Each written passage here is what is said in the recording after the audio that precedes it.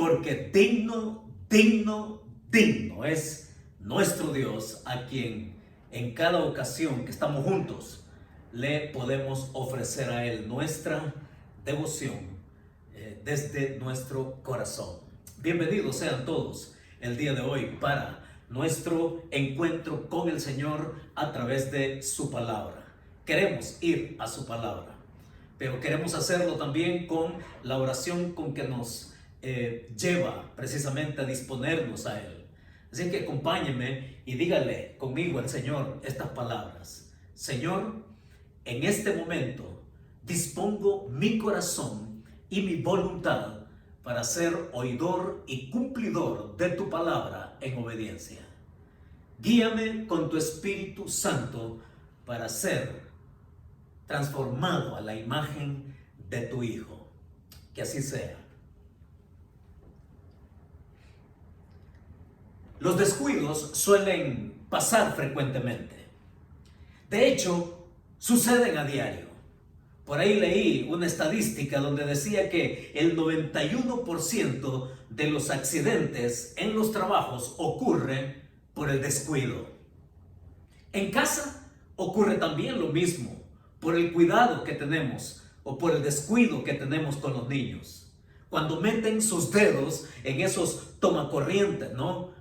Y se lastiman. ¿Le ha tocado a usted salir de casa y ya en el camino acordarse, tratar de recordar si apagó la cocina, o si desconectó la plancha, o si le puso llave a la puerta? En fin, ¿le ha pasado alguna vez?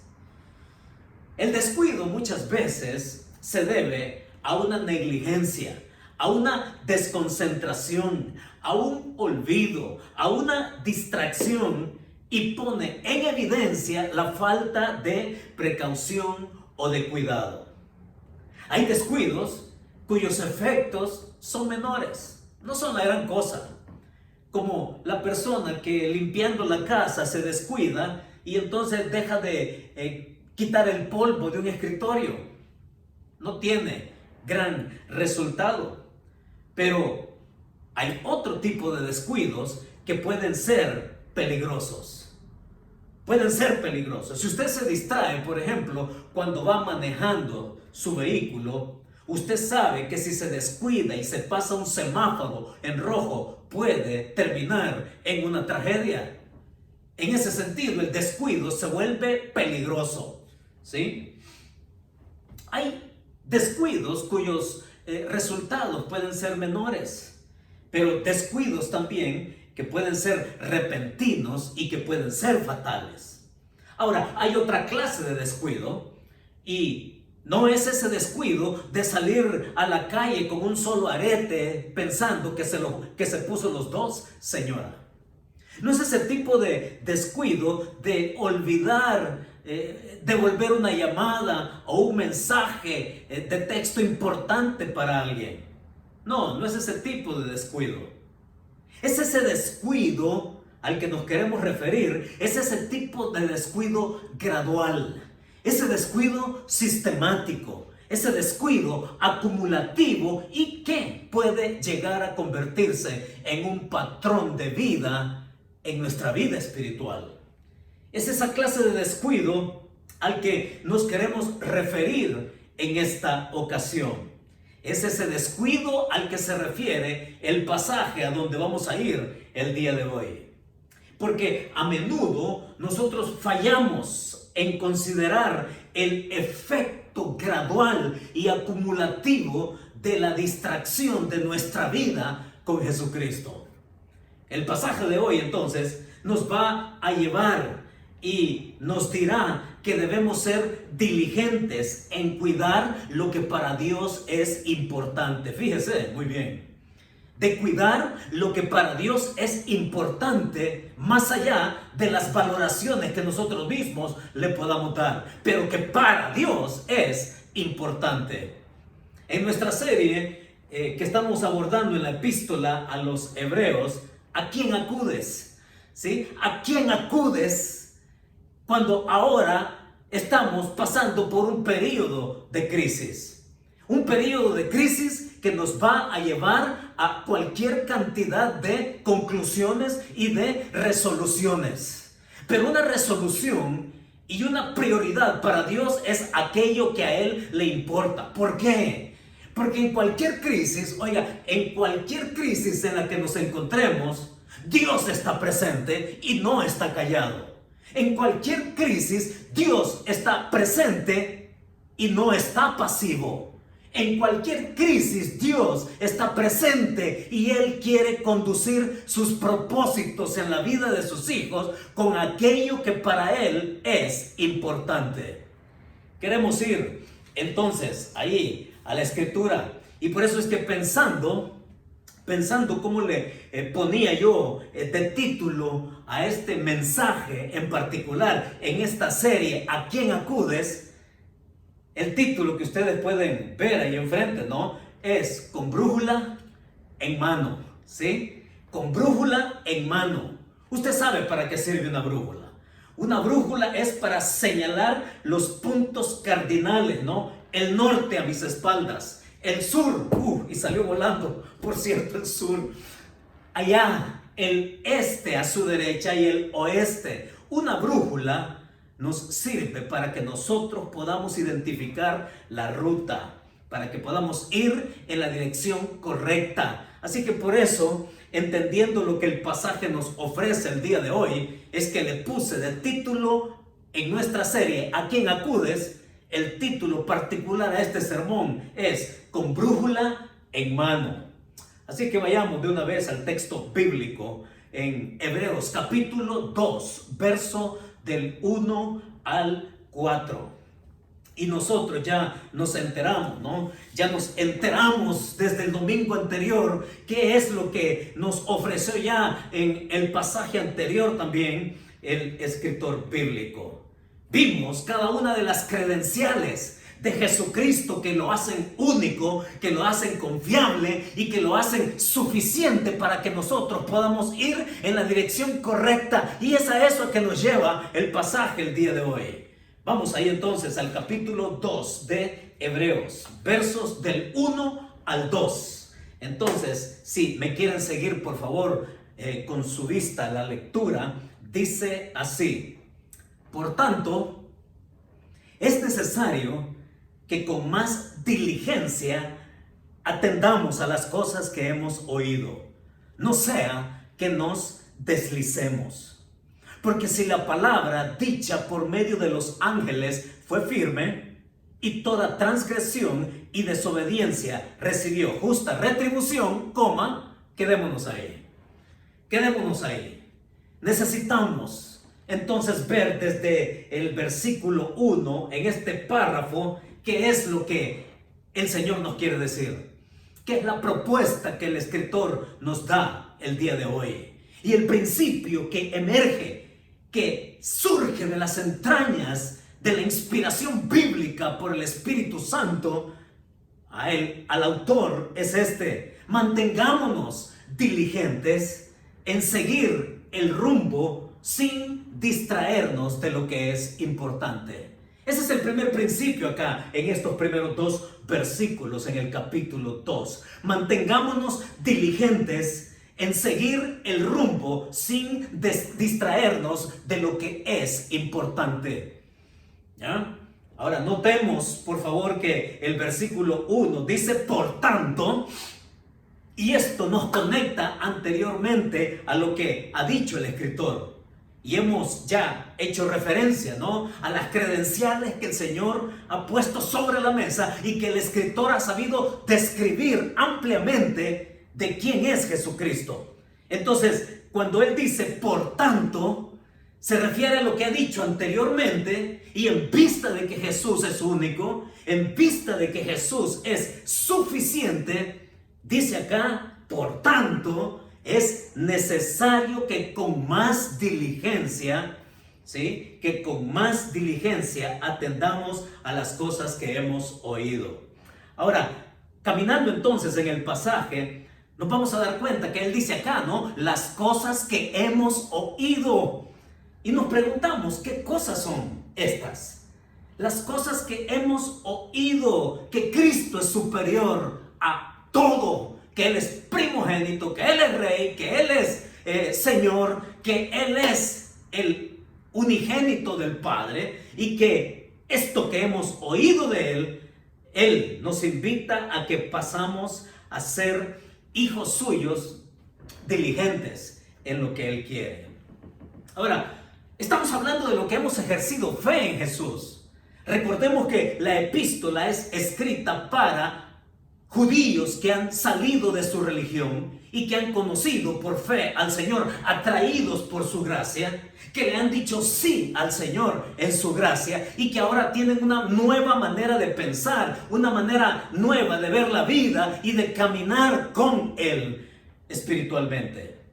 Al haber entonces aquí estas cosas que ellos han oído, se refiere a cómo ellos han respondido a la gracia de creer en la obra redentora del Señor. Y miren, esto es interesante porque no es para que nosotros lo tomemos a la ligera. No es para que sea algo trivial en nuestra vida. No es para que funcione como un cliché o como un vocabulario barato de parte de aquellos que decimos que tenemos fe. Porque cuando hablamos de la obra redentora de Jesucristo, estamos hablando de la muestra de gracia manifestada, dada por Dios en su propio Hijo para que nosotros pudiésemos ser salvos a través suyo. Cuando hablamos de la gracia del Señor y cuando hablamos de su obra redentora, tenemos que pensar en muchos detalles. Tenemos que ir a los evangelios y tenemos que recordar qué significó esa gracia. Es por eso que nosotros tenemos que hacer un alto y pensar por un momento seriamente lo que significó esa gracia. Y déjeme recordarle algunas cosas. Esa gracia significó, ya sabemos, muerte.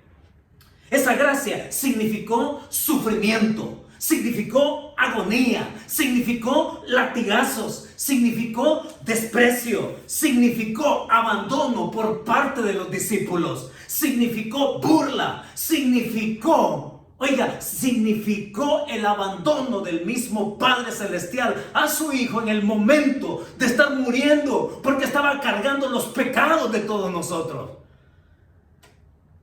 Cuando hablamos de gracia, estamos hablando de dolor por parte del Hijo de Dios. Pero a veces nos olvidamos de algo más. Nos olvidamos del dolor experimentado también por el Padre.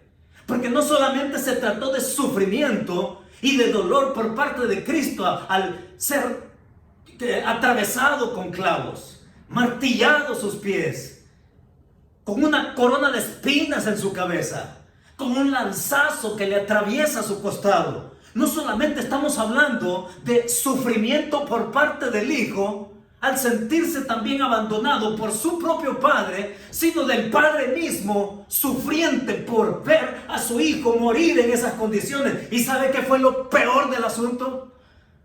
En esa muestra de gracia, lo peor de todo esto es que Jesús, en su gracia, en la muestra de gracia de su Padre, pasó por todo eso siendo inocente. Esa es la muestra de gracia más grande. Por eso es que dice acá, ¿no? Que atendamos con diligencia, que con más diligencia atendamos las cosas que hemos oído. Y todas esas cosas tienen que ver con la gracia que Cristo manifestó. Cristo y el Padre en el dolor de uno y en el dolor del otro, sí, por nosotros. No podemos ser nosotros así tan triviales. No podemos tenerlo solamente como un cliché bonito en nuestro vocabulario.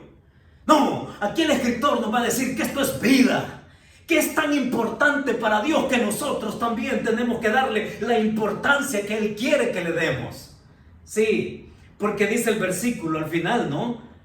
No sea, dice, que nos deslicemos.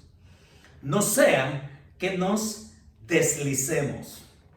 Y la palabra deslizar acá en el original tiene la idea de desligarse de, tiene la idea de flotar, de navegar sin ancla. Esa es la idea en el término, en el texto original. Deslizarnos, usted y yo sabemos y hemos visto cómo es un bote, ¿no?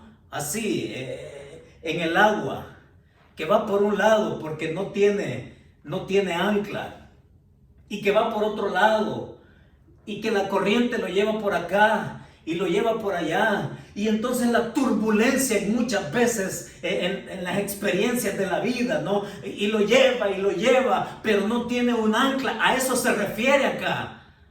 No sea que nos deslicemos como un bote que no tiene ancla y que va por un lado y que es arrastrado por el otro y que es llevado por la corriente por aquí y por allá.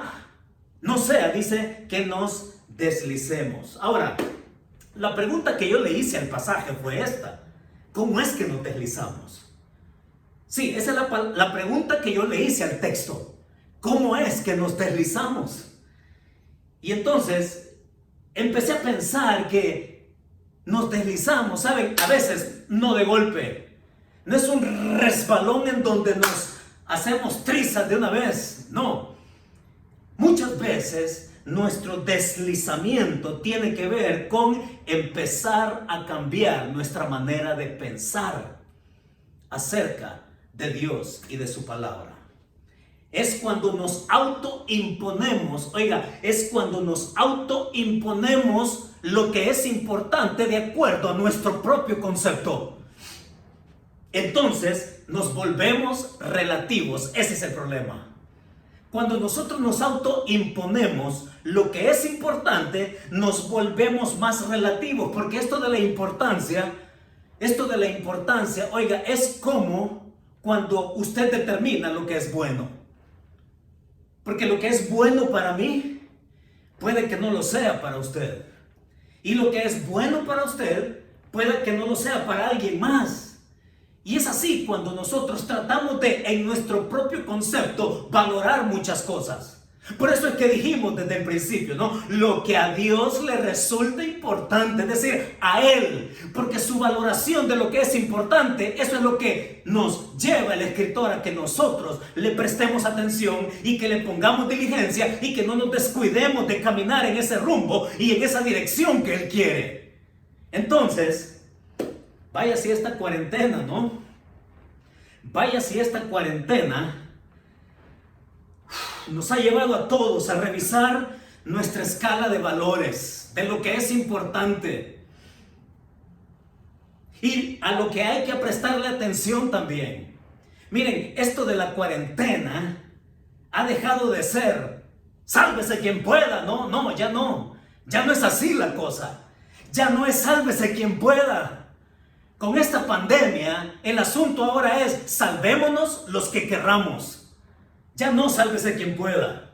Por eso es que cuando nosotros nos exponemos allá por carencia de sentido común, si usted se quiere enfermar, enférmese, pero no enferme a los demás. Quédese en casa. Así de simple. Alguien me preguntó el día de hoy mientras venía, ¿y qué va a pasar con este virus? Bueno, el virus se va a acabar en tanto nosotros nos quedemos en casa. ¿Ya? No pensemos que la cosa es normal. Y todavía aquí en Estados Unidos ni siquiera hemos alcanzado la punta de lo que es la curva famosa. Ni siquiera hemos llegado a eso y ya se está pensando en abrir y en que todo mundo vaya y que salga. Esperémonos que la cosa viene para peor.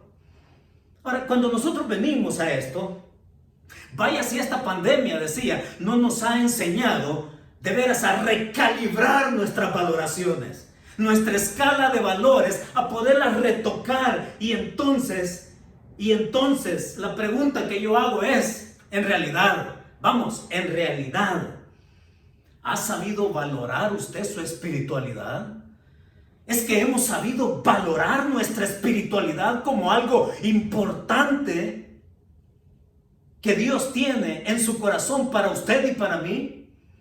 Es que realmente también ha sido un distanciamiento social o un distanciamiento espiritual también de Dios. Le pregunto, ¿qué pasa con esta pandemia y con este claustro al cual nos debemos todos, ¿cómo es que le hemos prestado atención a la espiritualidad en nuestra vida?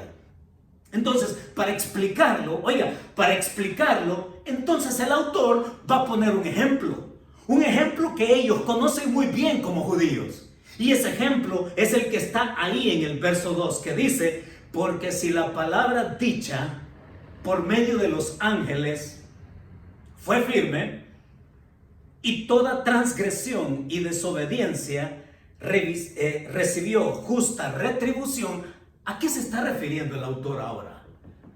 Cuando venimos y exploramos el pasaje, el contexto de esto que está mencionando aquí el escritor, de pronto tenemos que ir hasta Deuteronomio capítulo 33. Ahí en Deuteronomio capítulo 33, oiga, el contexto de Deuteronomio capítulo 33, que es la alusión a la que hace aquí el escritor, es cuando Moisés prácticamente se está despidiendo del pueblo de Israel. Antes de que él muera, recordemos que Dios a él no le permitió cruzar a la tierra prometida. Y ya sabemos la razón. En vez de hablarle a la roca, él la golpea por agua. Y Dios le dice: por tal razón tú no vas a entrar a la tierra prometida. Y ahí está Moisés en el capítulo 33 de Deuteronomio. Él está escribiendo prácticamente su testamento y le está hablando a la generación, a la generación de niños que salieron de Egipto. Esas criaturas que salieron de Egipto, y de esas criaturas que nacieron incluso en el desierto durante 40 años, es esa generación que vio a su generación anterior morir y quedar postrados en el desierto, y que ellos supieron cuál fue la razón de que sus padres quedaron postrados en el desierto, que fue por desobediencia. Y entonces Moisés les dice a ellos, ahí en Deuteronomio 33, verso 2, les va a decir, ¿no? Y les va a recordar precisamente lo que la primera generación de estos padres, allá en el capítulo 19 y 20 de Éxodo, 3 meses después que salieron de Egipto y llegaron al Sinaí, dice allá que Dios se manifestó y que Dios resplandeció de tal manera que deslumbró desde Sinaí. Eso es importante, ¿no? Es tremendo porque geográficamente nos describe hasta dónde la gloria de Dios llegó cuando Él se manifestó al pueblo de Israel. Y Deuteronomio va a decir que estando en Sinaí, la gloria de Dios llegó hasta Seir. Allá Seir es Edom. Y que siguió hasta Parán y que llegó hasta el otro costado de la tierra. Hasta ahí llegó la gloria de Dios cuando se manifestó en el Sinaí. Y lo que se manifestó en el Sinaí, aunque aquí dice, ¿no? Porque si la palabra dicha por medio de los ángeles, los ángeles no dieron la ley, no.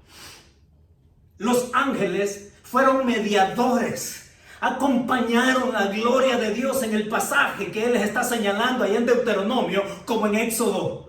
Porque quien dio la ley fue Dios mismo a su pueblo. Dios les estaba diciendo: esta es mi voluntad.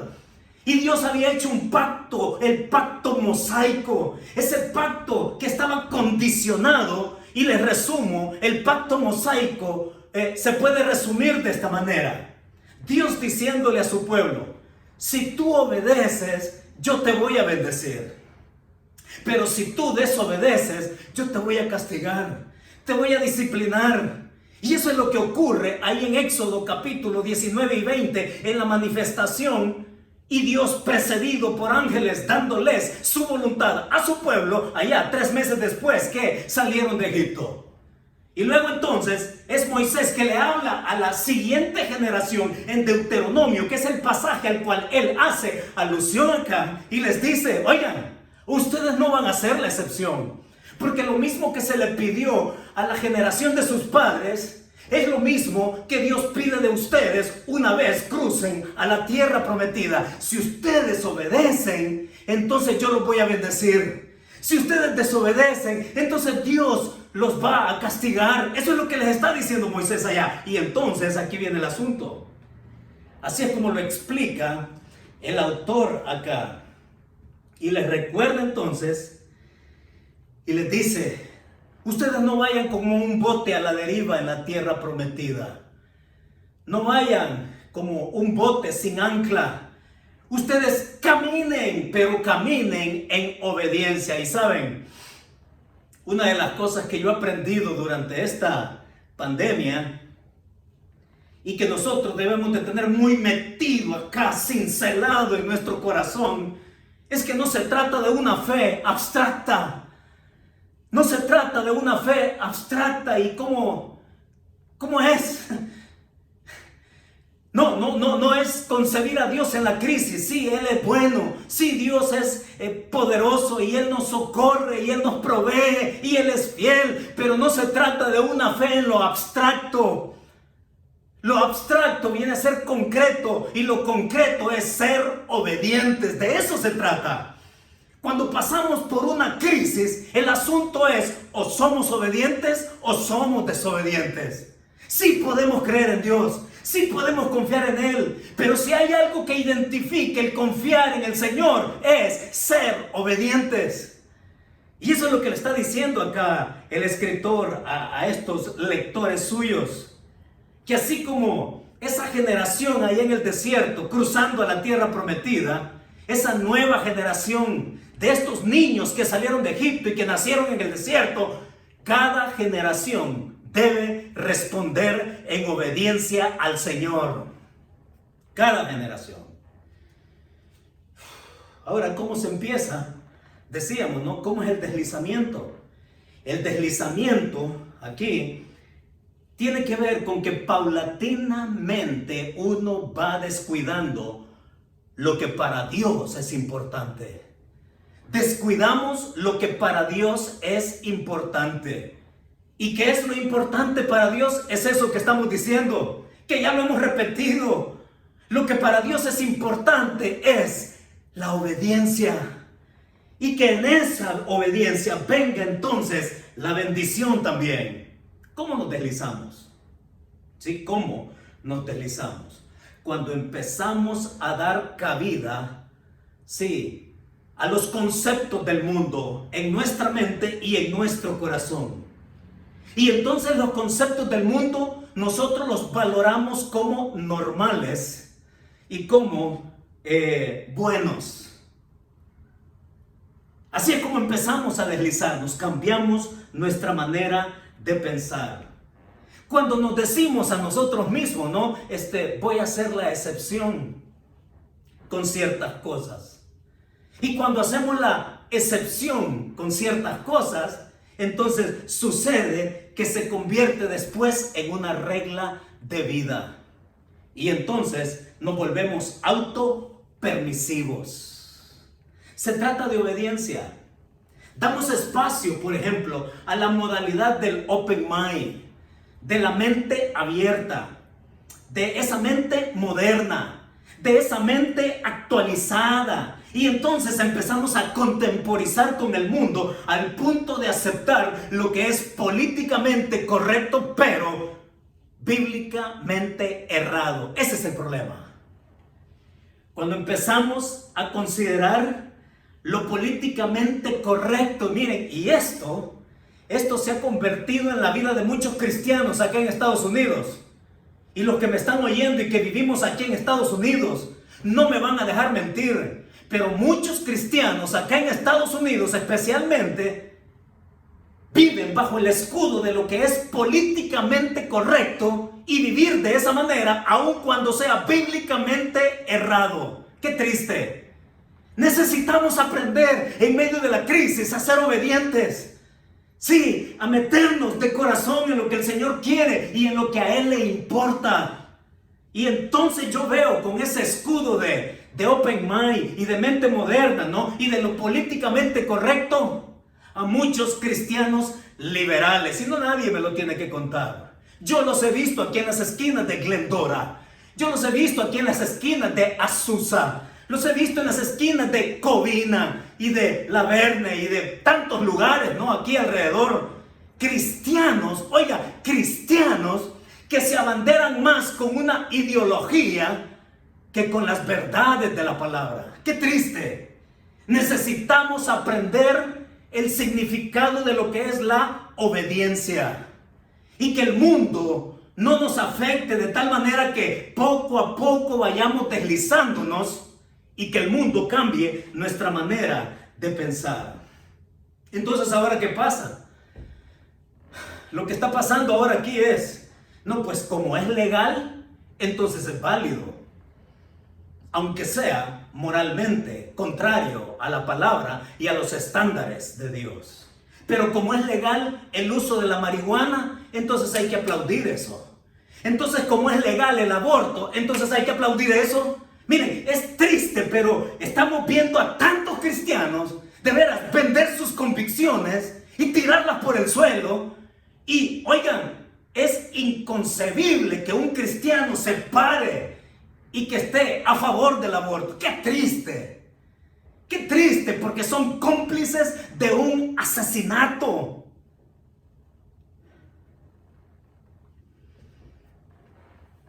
Entonces pregunto, ¿qué es lo que durante esta crisis, qué es aquello que estamos descuidando y que está socavando nuestra relación con Dios? ¿Qué es?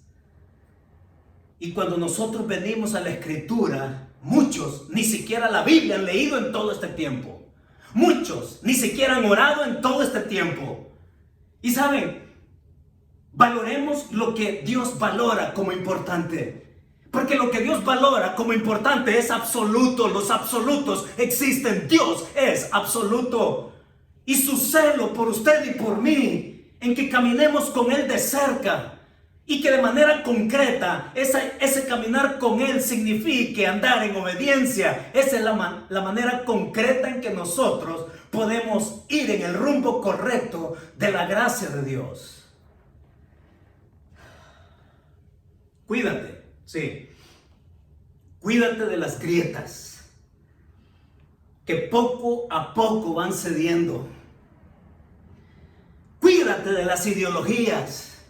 Cuídate de los conceptos liberales, sociales, considerados normales y políticamente legales, pero bíblicamente corruptos. Entonces, ¿qué? Ya no es raro, ¿no? Ya no es raro en tanto show tonto que hay en la televisión. Ya no es raro el que se aplauda el pecado. Y que incluso, peor que eso, se santifique el pecado. De eso estamos hablando. Aprueban socialmente lo que Dios aborrece. Y entonces, ¿qué pasa? La cultura, ¿no? Y todo lo que nos circunda. Usted que está viviendo, por ejemplo, en concubinato, en unión libre con alguien, eso se llama pecado. Eso se llama pecado. La unión libre, el concubinato, vivir así porque, bueno, en esta cultura así es la cosa. Y como es aceptable por la cultura, Dios lo llama pecado. Así es que prestémosle atención lo que Dios valora como importante para Él, no en nuestros estándares relativos. Y entonces aquí el asunto es, ¿no? Lo relativo versus lo absoluto. Y Dios entonces quiere tratar con nuestras distracciones. Dios quiere tratar con nuestros pecados. Y Dios quiere tratar con nuestros afectos. Sí, lo importante para Dios es Él. ¿Quién es Él para nosotros? Suficiente, como lo ha dicho aquí en su Hijo. Pero que esa suficiencia tiene una señal, tiene una insignia, y esa insignia se llama obediencia. Sí. Ahora yo te pregunto también, ¿quiénes son las personas que te influencian fuertemente tu agenda? que te influencian fuertemente al punto de desviarte de tus principios y de tus prioridades espirituales. Espero que este tiempo haya sido y haya servido para que muchos lleguen a una buena conclusión, y lo vamos a repetir todas las veces que sea necesario tener nuestras prioridades de la gracia de Dios efectuada por nosotros en su Hijo Jesucristo, habiendo creído en Él, pero manifestada de una manera concreta en obediencia. Prioridad.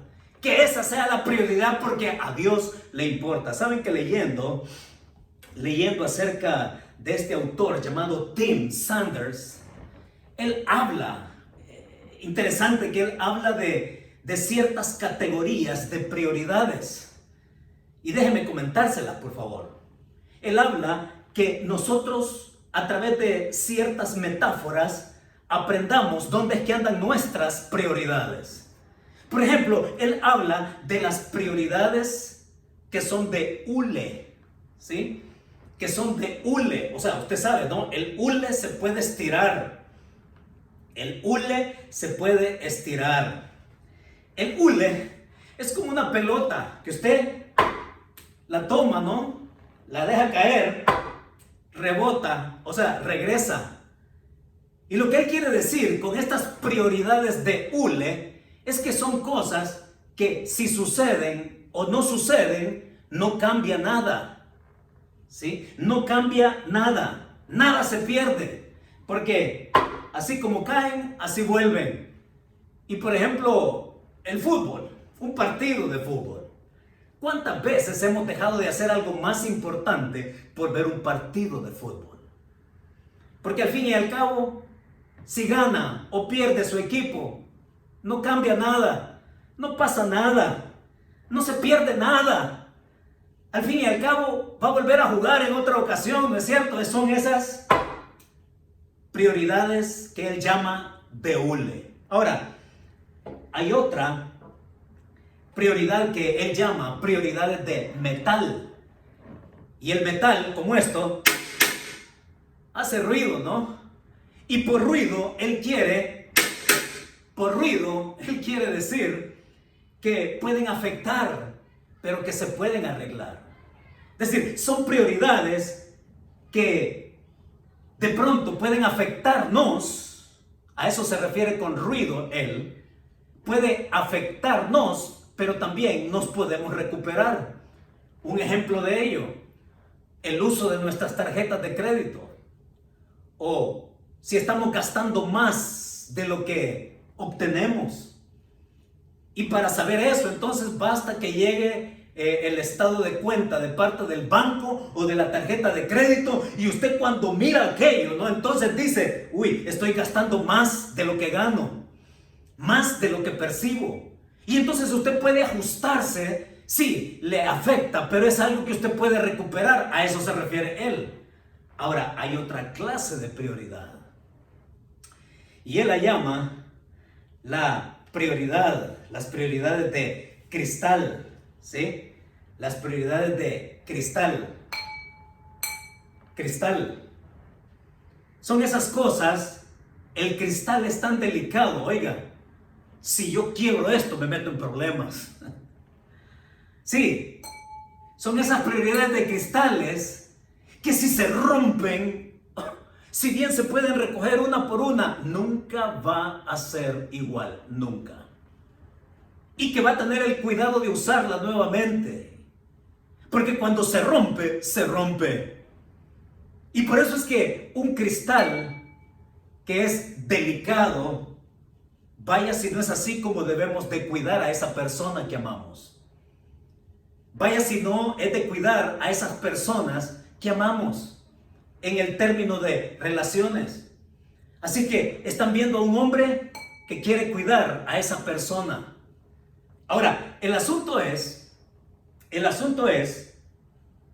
que él habla que esas prioridades así deben de ser las nuestras con Dios, de tomarlas como tan delicadas y tan tiernas y tan cuidadosas, que debemos de prestarle la atención que Él quiere, porque a Él le importa. Valemos tanto para Él. Cuidado con distraernos y volvernos entonces ahí a Él heridos, sufrientes, con consecuencias irreversibles. A Dios le importa tanto como un cristal delicado nuestra relación y cercanía con Él, y sobre todo nuestra obediencia. Esas son las prioridades de cómo las categoriza Sanders. Ahora, esto nos lleva a otro asunto. ¿Cómo anda nuestra vida entonces en consecuencia? Versículo 3 y versículo 4.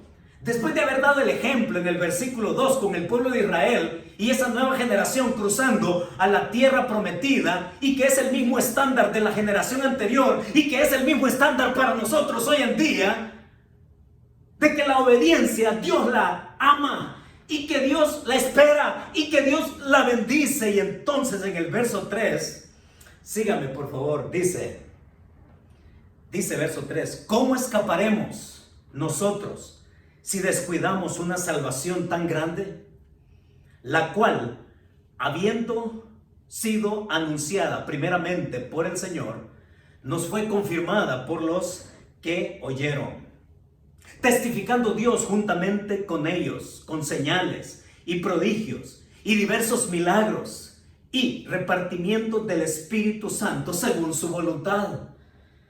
El segundo principio que el autor nos ofrece el día de hoy es este: mantengámonos diligentes, siendo fructíferos en la expectativa que Dios tiene de cada uno de nosotros. Ese es el principio.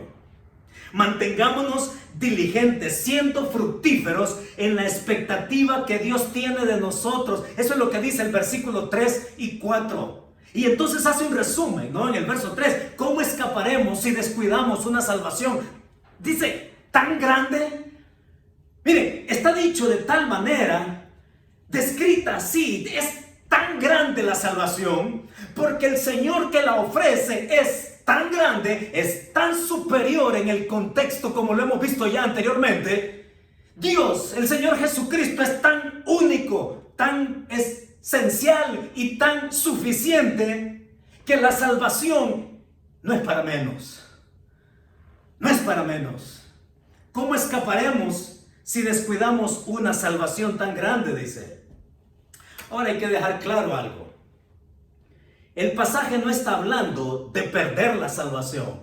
Tengamos cuidado si alguien a usted le dice que en este pasaje se habla de la pérdida de la salvación. No es cierto, porque el pasaje no está hablando de eso. Es tan grande la salvación que tenemos, que depende tanto de Dios y de Él únicamente, que eso no lo cambia nada ni nadie. No se trata de perder la salvación. Una vez obtenida, siempre tenida.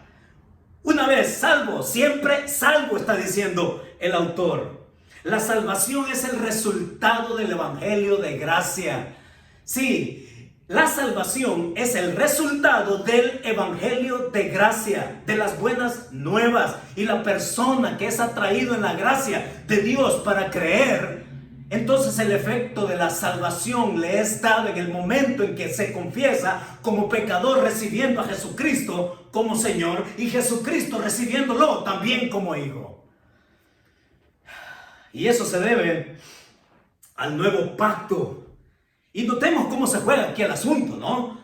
Porque ha hecho mención del pacto antiguo, del pacto mosaico, y que ese pacto ahora pasa a ser, sí, mediado por el que nos une a Dios, que es el Señor, el mediador de un nuevo y mejor pacto. Es por eso que la salvación es grande. Es por eso que nosotros tenemos que caminar en esa obediencia para que vengamos a disfrutar de la vida abundante aún en las peores circunstancias.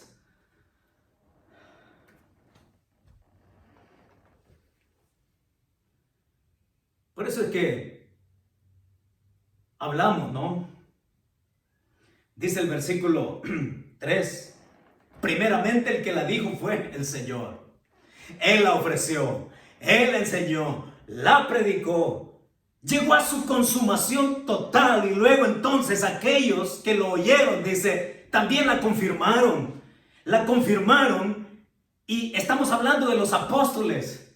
Y después sigue hablando ahí en el versículo 4, Dios la atestiguó, la continuó atestiguando a través de ellos y a través de, dice ahí, con señales, porque esa señal tiene un significado. Y dice ahí, con prodigios, porque también la gente podía notar esa gracia desbordada de Dios, de lo que su Hijo había consumado. Y habla también de milagros, es decir, de la obra sobrenatural de Dios actuando en la vida de la gente. Venimos, y no se trata de perder la salvación entonces. Se trata de perseverar en la fe. Y no se trata de otra fe, es la misma fe con que se ha creído, es la misma fe que se va desarrollando, está diciendo el escritor acá. Es esa fe con la que creímos, es esa fe con que avanzamos. Es esa fe que Dios quiere desarrollar y madurar y perfeccionar. Pero ¿estamos caminando en ello? ¿Estamos realmente siendo obedientes? ¿O es que aún en una crisis como la que estamos pasando se vuelve opcional? Miren, qué triste. Y decíamos que hay gente que lo que menos ha hecho durante la crisis es buscar a Dios, es orar, es leer su palabra. Oigan, hay gente que ni llevándoles la iglesia a su casa, ni así llegan. Qué triste, ¿no? Hay gente que ni llevándole la iglesia a su casa, ni así llegan. Yo he platicado con gente que me ha dicho, no, yo voy a la iglesia por relajarme. Yo voy a la iglesia porque estoy aburrido en la casa. Miren, es gente que va sin estar. Y es gente que está sin ser. Entonces tenemos que hacer una diferencia acá. Porque el pasaje nos lo exige. Porque nosotros tenemos que tener claro de veras quién es salvo y quién no es salvo. Una persona no puede perder lo que no tiene. No podemos decir que pierde la salvación porque nunca la tuvo. Porque muchas personas van a la iglesia por pura simpatía. Muchos van a la iglesia por pura, qué sé yo, tradición. Pero nunca han tenido un encuentro de fe y de perdón y de restauración y de salvación en Jesucristo. Llegan sin estar. Y estar sin ser. Habla aquí de lo que es una señal de ser salvo. Una señal de ser salvo, dice el escritor, es perseverar. Perseverar en la gracia salvadora. Y entonces no solamente es perseverar y estar confirmado en ella, en la palabra de Dios, conociendo a Dios. Y yo le pregunto, ¿cuánto usted está conociendo a Dios durante esta crisis? Pero la gracia nos hace perseverar, y esa es una marca, y eso es una señal de aquel que ha creído y que se convierte en un remanente que persevera. Esa es la persona salva, el que persevera. Entonces venimos acá, ¿no? En el versículo 4, y dice que también, además de hacer prodigios, milagros, dice repartimiento del Espíritu Santo, dones. ¿Qué significa eso? Una manera de perseverar también es ser fructífero, ser productivo. Dios quiere sacar ganancia de usted, de mí, de todos los que hemos creído, poniéndonos activos. Por eso es que decíamos al principio, Dios está presente y no está callado. Dios está presente y no está pasivo. Dios está presente y quiere caminar con nosotros, avanzando hacia su gran propósito. Y mientras nosotros avanzamos, dice que el texto, que Él dio repartimiento del Espíritu, es decir, dones con los cuales podemos estar sirviendo, podemos estar involucrados, podemos estar creciendo. Así es que el versículo 1 al 4 nos llevan a una linda conclusión. Decíamos, como una brújula en la mano, que me señala el rumbo, la dirección, para que yo no camine flotando sin ancla, que yo pueda tener bien entre ceja y ceja hacia dónde es el destino que debo seguir. Que Dios va conmigo en las peores circunstancias, aun cuando nos toque comer menos, aun cuando tengamos que estar apretados, aun cuando incluso perdamos muchas cosas, pero eso que se llama creer, eso que se llama perseverar, en concreto, tiene que ver con cuán obediente estamos avanzando, perseverando como señal de ser salvo. Y aquí el escritor nos deja una verdad entonces. Y la verdad que nos deja es esta: sigamos el rumbo marcado. Sigamos el rumbo marcado por la gracia, prestando atención a lo más importante. Sigamos el rumbo marcado por la gracia, prestando atención a lo más importante, no a lo que yo creo que es importante porque me vuelvo relativo, no a lo que el mundo me dice porque el mundo está atestado de mentiras institucionalizadas, contrarias a la Biblia, relativas. Dios quiere que perseveremos en lo que hemos oído, que Cristo sigue siendo suficiente. Momento para recordarnos aquel verso que al final de la epístola se nos da: puestos los ojos en Jesús, el autor y consumador de nuestra fe. Oremos. Señor, muchas gracias. Muchas gracias porque tú no te vas por las ramas, Señor. Vas directo.